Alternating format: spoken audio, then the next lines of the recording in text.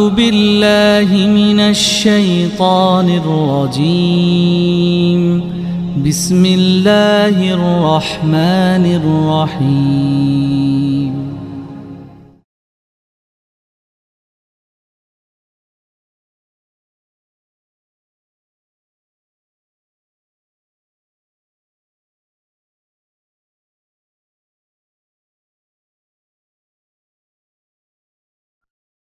Bismillahirrahmanirrahim. Hamdan wa syukran lillah, syadu la ilaha illallah wahdahu la syarikalah, syadu anna Muhammadan abdu rasuluh. Allahumma salli ala Muhammad wa ala ali wa sahbihi ajma'in, amma ba'du. Ustaz Dedi wilujeng sumping atau siga tuan rumah kepada tamunya, padahal kita semua tuan rumah ini, tidak ada yang menjadi tamu. Insyaallah tadi menyampaikan judul ini di broadcast, biasanya komentarnya siap, siap, siap, menyimak, menyimak, monitor gitu kan. Kali tadi mah, waduh ini judulnya serem gini, gitu. Aduh, ini dianggap judul menakutkan.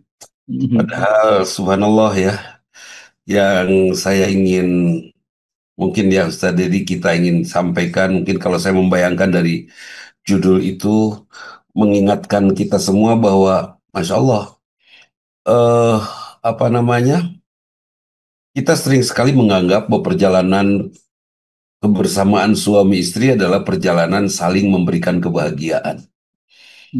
Padahal tidak hanya itu. Kalau itu hanya sekedar hadiah saja. Hadiah dari kumpulan orang-orang baik yang berjalan bersama, itu kebahagiaannya datang, dapat gitu kan, kesenangannya dapat. Terus apa dong di situ? Di sini ada Bunda Imas Karyamah juga ikut.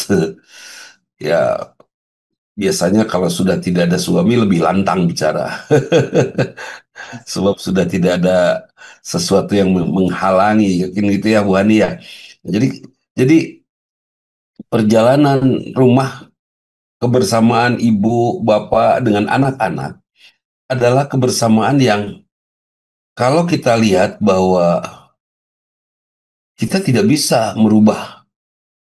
Bahkan saya pernah ditegur ketika saya memberikan sebuah pernyataan, mari kita bentuk anak-anak kita. Itu ditegur oleh ulama besar waktu itu. Siapa yang bisa membentuk? Katanya kan gitu. Yang bisa membentuk itu hanya Allah. Tugas kita hanya mendampingi saja dan memanfaatkan bentuk-bentuk yang Allah berikan kepada kita.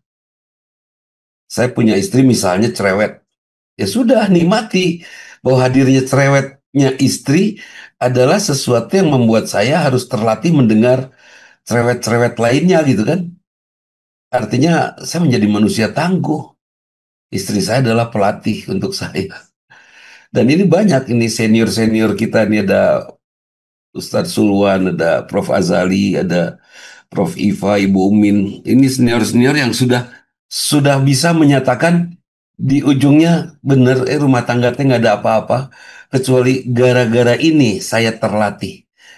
Gara-gara suami saya begini, gara-gara istri saya begini, saya bisa bisa terlatih seperti ini. Banyak sekali orang tua yang setelah berusia ya lumayan membutuhkan tuntunan orang lain tangannya ketika berjalan, mereka menjadi bijaksana, Kang Dadang Mulia. Dia menjadi bijaksana karena memang dia berlatih dengan segala perbedaan yang pernah terjadi dalam perjalanan hidup di waktu mudanya. Seperti itu. Bahkan saya akhirnya menyampaikan nih kepada yang muda-muda, jangan pernah redakan dan jangan pernah pudarkan cinta. Ya, semarakan terus cinta itu. Suatu saat kita renta, kita akan diurus oleh kekasih yang kita cintai, kan gitu ya. Nah, kalau sekarang misalnya seorang istri sakit, dia akan diurus oleh suaminya. Dan kalau dia tidak cinta kepada suaminya dan suami tidak mencintainya, bahkan perjalanannya penuh amarah dan dendam, mungkin nggak akan benar itu ngurusnya, kan itu ya. Bahkan ngasih obat sama suami yang sakit juga sambil melotot. Papa eta obat kumaha uyuk jeung botolna. Aduh, kan bisa bisa bahaya itu. Bahkan memasukkan tablet juga suaminya disuruh calangap dari jauh, dijepret aja sama istrinya, pletak gitu kan.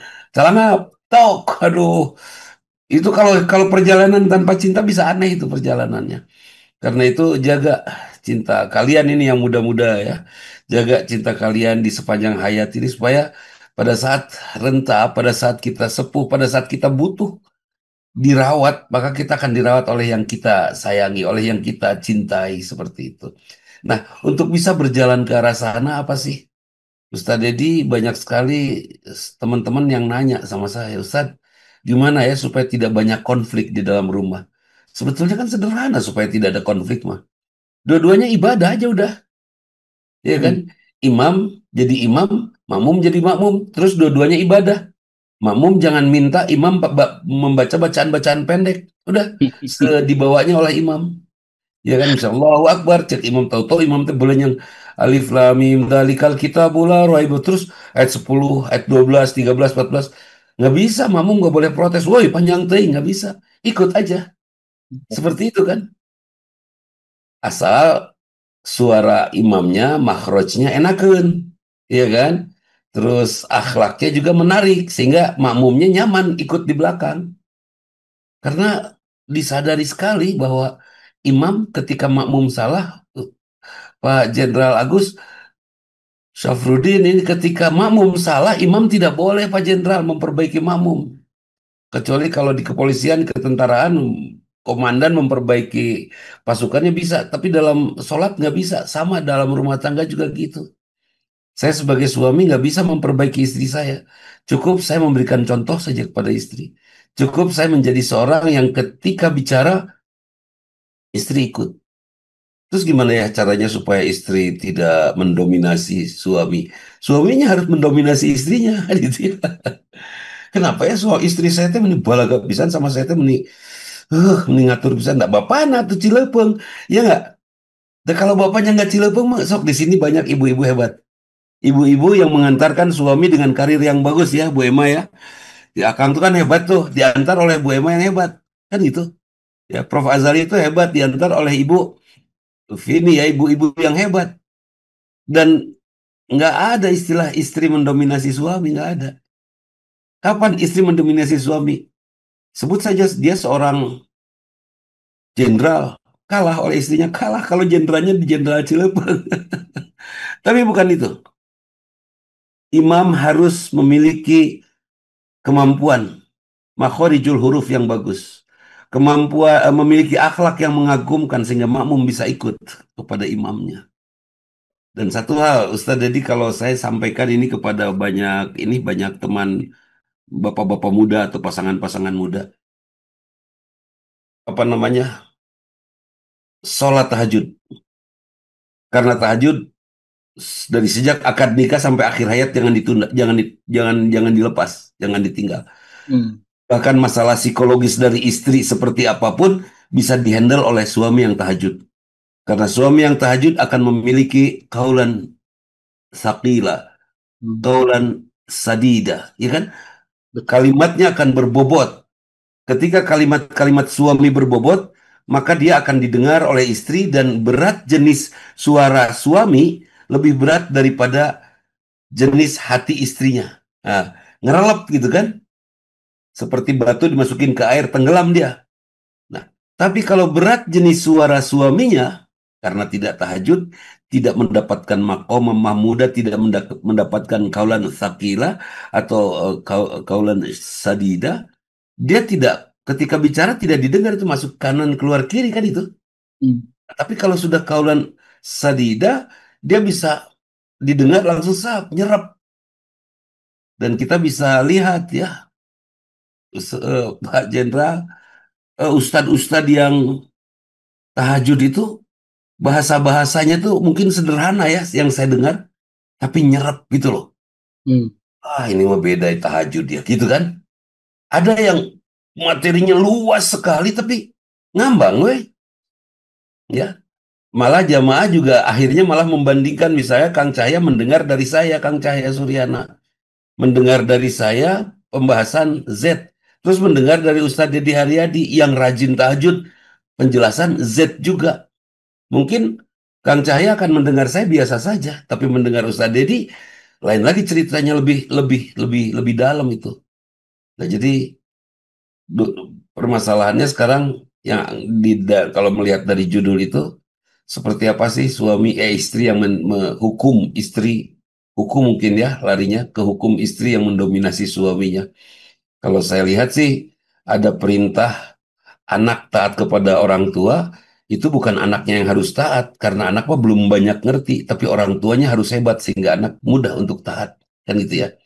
Istri taat kepada suami bukan harus istrinya taat kepada suami, karena kata Rasulullah secara akal ya, kata Rasulullah ya, bukan kata saya, secara akal istri tidak lebih kuat daripada laki-laki, kan itu ya. Itu diakui atau tidak pokoknya kita cek Rasul. Sebab akan ada di sini ibu-ibu cok, suami saya lebih bodoh dari saya, eta mah kasuis, ya kan.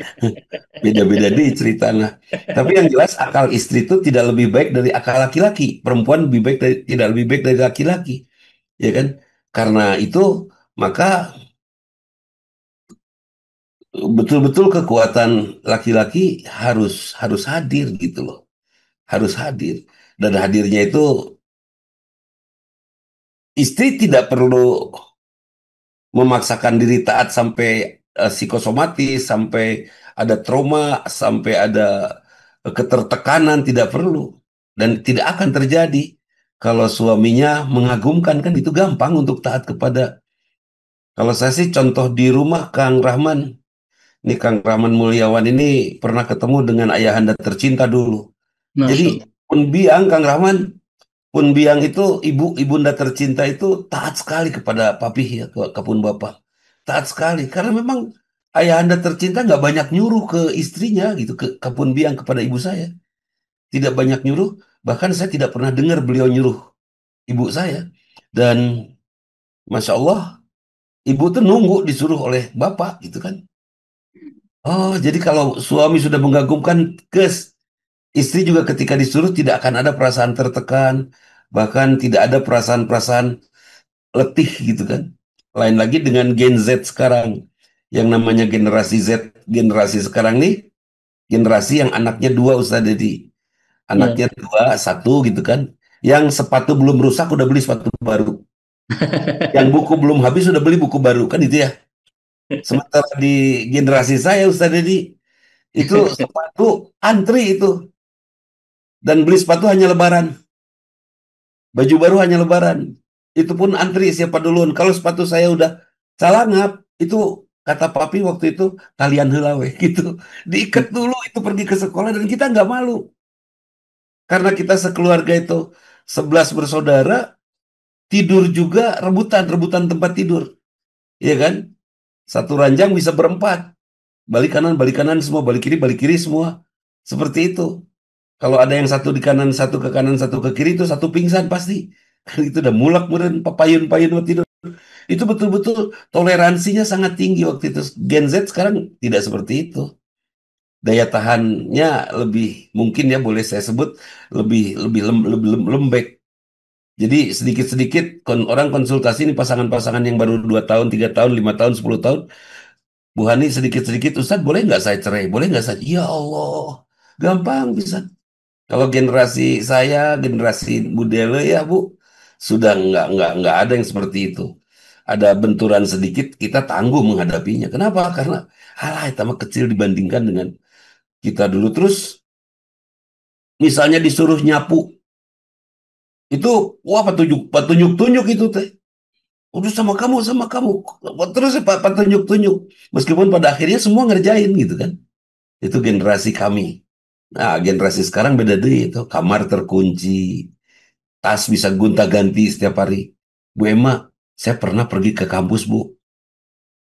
Kupun biang teh disuruh belanja dulu ke Balubur, kan deket tuh pasar Balubur, sambil lewat ke kampus ke Unisba. Lewat ke pasar Balubur. Duri pameserkan, iya, iya, iya, iya. Ditulis itu kan, ke pasar. Saya bilang ke pun biang teh, Mami, duri pada kuliah. Nya sekalian we, sekalian kuliah ke balikna meuli gitu. Tah bawa tasna. Kabayang dong, tas jingjingan nu kaku teh geuning rada buleut. Ya, lonjong gitu dari plastik. Saya bawa ke kelas itu. Itu dikeprokan sama teman sekelas, lempeng gue. Dan seorang teman saya yang paling senior di kelas waktu itu bicara, iya, iya, nu taat ka indung teh buat saya lempeng gue, nggak ada masalah, buku-buku bareng di atas jingjingan eta. Ya Allah, anak sekarang ada nggak yang bisa seperti itu? Rada hese. Saya sudah sering itu teh pun biang teh meminta saya karena yang Sekolahnya dekat sambil lewat pasar tuh hanya saya. Jadi saya yang sering ketiban pulung gitu ya. Ke pasar meser tahu, kenal jeng tukang daging, jeng tukang surawung, jeng tukang lalap, kenal itu.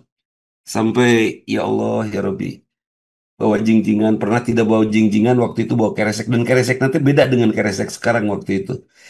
Ya Allah. Nah, itu generasi lembek yang insya Allah karena mungkin ya saya sebut bukan merendahkan kualitas generasi, tapi memang keterlatihan di saat kebersamaannya di dalam rumah seperti itu. Saya kamar Ershad ada Ershad sendiri tapi tidak pernah dikasih kuncinya. Jadi bisa dibuka kapan saja, saya bisa masuk ke kamar Ershad kapan saja. Dan alhamdulillah sampai sebesar ini saya tidak pernah masuk ke kamar anak saya karena saya jaga privasinya. Saya nggak pernah tahu kamar anak saya seperti apa. Tara lah sesekali paling kalau nyari apa sendal bisikan sandak lebet gitu paling itu ngebuka pintu nongol seperti itu Ustaz. Nggak pernah saya nggak pernah masuk ke kamar anak saya. Bahkan sampai saat ini kendaraan pun misalnya anak saya ada motor saya nggak iraha meureun pinjem motor anak saya teh. Ya, bisa dihitung lah sepanjang dia punya motor, paling sekali dua kali lah saya pinjam motornya gitu kan. Karena saya jaga privasinya. Nah, sekarang itu juga ternyata katanya salah. Cenah kata pakar pendidikan. Maka lahirlah anak-anak generasi sekarang ini yang Masya Allah. Ya mudah-mudahan lah Ustaz Dedi bisa menjabarkan bagaimana sih hukumnya. Saya punya ada ini, bolehlah ada pendapat bahwa istri mendominasi suami sama dengan anak membelalakan mata ke ibunya. Dosa besar dong. Iya kan? Hmm. Nah, karena itu hati-hati Bu, bisi ibu masuk neraka gara-gara belum ada kata maaf dari suami. Ayo, Papa, itu nanaunan pakai sendal tibalik. Biarinlah suami sendal tibalik antepkeun we, datu dosa kan itu ya. Papa, nanaunan itu jeung make non kasak keluar memakai headset sih budak leutik. Aduh, pakai earphone. Udahlah, suami mau macam-macam juga jangan banyak dikoreksi, jangan banyak ditegur, antep ya antep. Ya, biarkan dia senang.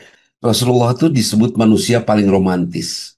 Romantis itu hanya dengan kata-kata sayang, babe, bukan ya, atau dengan belayan, sentuhan, bukan hanya itu.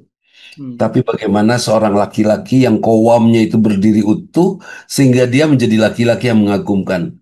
Sejudes apapun laki-laki yang mengagumkan di hadapan istrinya, pasti istrinya nyebut romantis. Oh iya betul. Ya, ya, ya. Sehebat apapun seorang romantisnya, tapi kalau pika sebelen ke apa namanya tidak mengagumkan itu enggak lah, enggak ada itu apa namanya romantis itu. Hmm. Kemudian bagaimana supaya betul istri kalau sudah dominasi itu bahaya sekali. Suami akan jadi lemah, karir suami tidak akan jalan kan gitu. Terus istri yang tidak pernah mau mengakui kesalahan itu akhirnya membuat suami merasa salah terus. Dan akhirnya laki-laki merasa terjajah terus. Masya Allah, luar biasa. Mohon dah coba bayangkan Ustaz. Apa Laki-laki mau minum dijajah apa? wanita. Iya, dijajah. Apa mau minum apa? Kumaha mama, lain kumaha mama, aduh bener gitu. Sing tegas hari jadi lelaki. Sampai gitu coba. Ya kan? Terus udah gitu teh. Eh, cik jelas mau kopi mau es jeruk, mau jeruk. Cek suami teh. Ya udah jeruk wela, mau make wela. Dan nggak mau pisah. Nu bener, jeruk kopi. Kata suami teh, kopi. Tadi jeruk, enak kopi. Cik atuh, lu kan jadi serba salah kita teh. So what gitu loh, cek lelaki teh. Akibatnya banyak sekali laki-laki yang tidak mau berbahasa, ya sudah diam aja. Ya, diam mangga aku mah ibu lah, apapun gitu kan. Nah, yang jelas jangan dan wanita itu Ustadz Dedi, wanita tuh makhluk kuat dibanding laki-laki. Betul. Ada laki-laki ngan menang panca ungkul, kemampuan nawar perempuan sampai pedagangnya pingsan bisa, iya kan? Terus kemampuan molotot di depan umum tanpa rasa malu, perempuan mah bisa, laki-laki mah tungkul itu teh. Dan kemampuan ngagorowok kenceng. Kenapa makmum imam kalau salah makmum perempuan nggak boleh bilang subhanallah? Udah pasti recet atuh. Subhanallah. Hei imam terek subhanallah. Dasar imam bodoh subhanallah. Kebayang rame itu raing itu jamaah-jamaah perempuan itu. Karena itu waladolin aja waladolin makmum perempuan nggak usah mengatakan amin cukup dalam hati kan. karena memang perempuan tuh kuat. Laki-laki menjadi kawam itu bukan karena kuat, tapi dikuatkan oleh istrinya. Yang Iya. punya daya ingat panjang kan perempuan. Suami punya salah sekarang, anger unggal 10 tahun kejadian teh. Harita tahun 72 kil, 82 kil, 82. Hayo di absen lagi itu kesalahan masa lalu teh. Daya ingatnya luar biasa itu. Perempuan kemudian bukan hanya daya ingat, mengamati. Suami pergi pakai baju apa, sepatu apa, pulang ingat keneh teh. Kan kalau kita mah laki-laki ya istri pergi pakai apa kita nggak, meskipun kita perhatiin perginya pas pulang nggak tahu kita dia pakai yang sama atau enggaknya kan itu ya. Nah, itu luar biasa. Jadi wanita itu makhluk kuat. Karena itu tolong wahai makhluk yang kuat, bantu kami agar kami bisa tegak berdiri. Nah, gitu tak maksudnya. Nah, kemudian jangan sampai kekuatan itu disalahgunakan. Kita lihat Margaret Thatcher disebut tangan besi. Corazon Aquino disebut juga tangan besi. Semua pemimpin perempuan itu disebut orang-orang yang otoriter. Iya kan? Beda dengan pemimpin yang laki-laki yang disebut-sebut sebagai pemimpin-pemimpin yang bijaksana. Seperti itu. Dan otoriter ini terjadi juga di dalam rumah. Ah, mudah-mudahan yang hadir di sini insya Allah lah ya, kita semua sudah tawakal saja kepada Allah. Karena perjalanan rumah tangga bukan perjalanan saling menguasai. Kalau perjalanan rumah tangga dijadikan perjalanan saling menguasai, benturan pasti akan terjadi dan akan sangat sering terjadi. Hmm. Kemudian rumah tangga juga bukan perjalanan saling meminta. Hmm. Saya minta kepada istri saya meminta kepada saya. Kalau masing-masing saling meminta akan miskin perjalanan ini. Tapi kalau masing-masing saling memberi, suami memberi pada istri, apa saja kebahagiaan, kesenangan, bahasa yang bagus, istri memberi kepada suami, maka perjalanan ini akan jadi sangat kaya. Seperti tadi kata Ustadz Deddy disampaikan, banyak suami yang mengeluh, gimana ya Ustadz, kok istri saya nggak mau ngerti aja setelah saya kasih tahu, dasar istri teh bodoh pisan, begitu bahasanya. Akhirnya saya jawab, itu bukan istri yang bodoh, tapi bapak yang cilepeng menerangkannya itu benar kan itu ya. Kalau yang menerangkannya Ustaz Dedi, saya yakin istrinya ngerti, tapi yang meneranginnya kepada Rugu kan sudah menerangkannya tidak beres, sudah menerangkannya penuh emosi, jelas nggak akan bisa difahami oleh istrinya. Hmm. Dan bagaimana caranya supaya istri mau mendengar suaminya? Ya Hmm. bikin cinta itu tetap hadir, sehingga nutu harti G ya yang tidak kita pahami pun bisa kita pahami dengan cinta mah. Itu. Ya kalau di dalam sudah ada ya saling sayang. Bukan kamu harus nurut sama saya bukan. Saya tidak minta istri saya nurut sama saya. Dan seperti betul kata-kata Rasulullah yang diminta itu bukan harus nurut tapi mengerti ya Iya. siapa posisinya apa gitu kan. Masya Allah. Betul Rasulullah tadi menyatakan wanita itu saya ingat sekali Ustaz.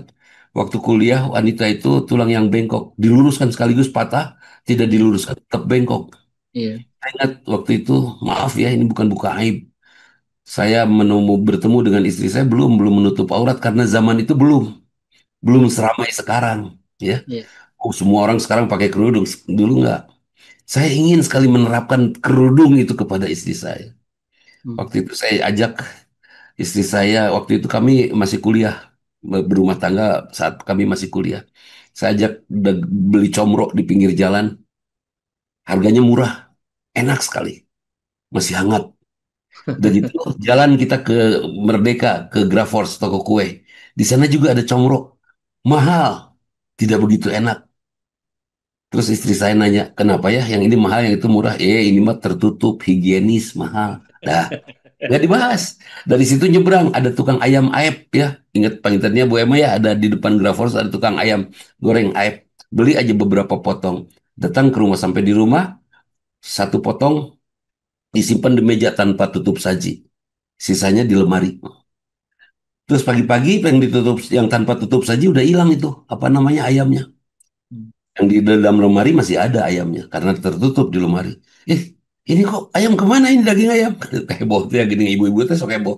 Kucing saya bilang gitu. Nah hanya kucing. Atuh udah tuh ditutupan karena nggak ditutup. Jadi sama kucing tuh yang di lemari mah ditutup, nggak sama kucing. Udah saya nggak ngebahas kerudung.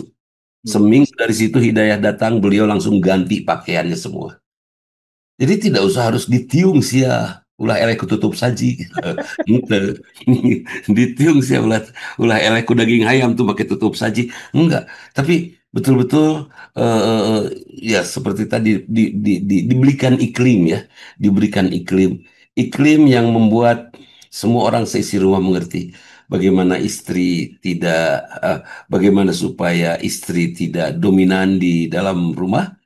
Seperti tadi laki-laki nggak boleh sungkan untuk bertanya kepada dokter kalau secara fisik dia punya kelemahan. Ya, Iya.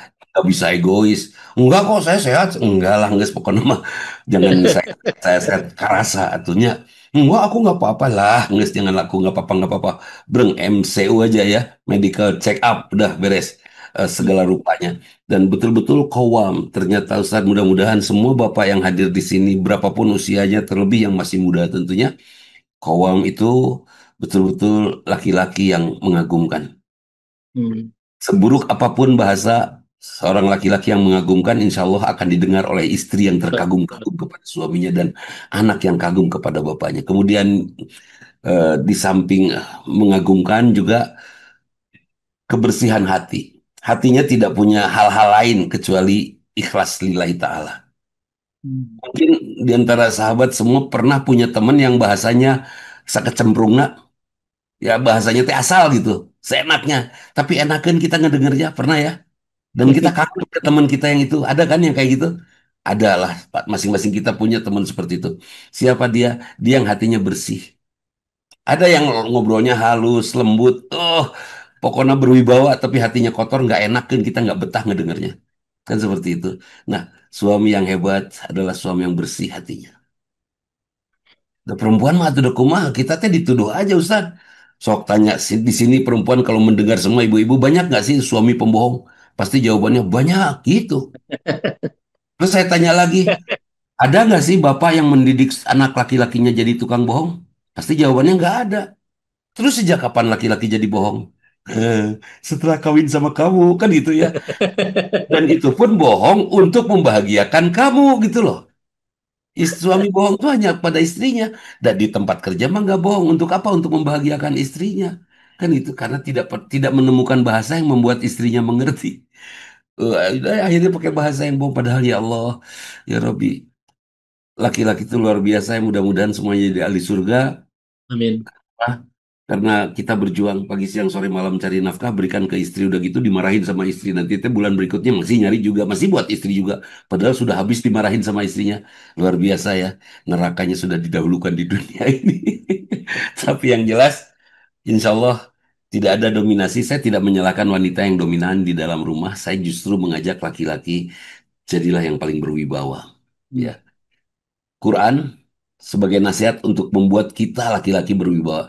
Nasihati diri kita dengan Quran. Salat wajib sunat tentunya tahajud yang akan membuat kita memiliki tempat yang mahmudah, tempat yang terpuji. Hmm. Kemudian tentunya ketaatan-ketaatan kepada Allah yang akan membuat orang-orang di belakang kita semua taat kepada kita. Masya Allah. Bagaimana orang di belakang kita akan taat kalau kita sendiri tidak pernah taat kepada Allah. Itu saja, mudah-mudahan bermanfaat. Dan sekali Amin. lagi, Ustaz, sebelum ditutup, saya mengucapkan terima kasih kepada sahabat semua yang selalu saja memberikan dorongan dan doa untuk kegiatan kita ya, Kang Ersyad. Mudah-mudahan semua menjadi jariah yang berkepanjangan dan tidak pernah berhenti mengalir sampai akhir hayat kita nanti, Amin ya bahkan Rabb. sampai akhir zaman kita nanti. Itu. Mudah-mudahan hatur nuhun jazakumullah khairan katsira. Itu saja mohon maaf.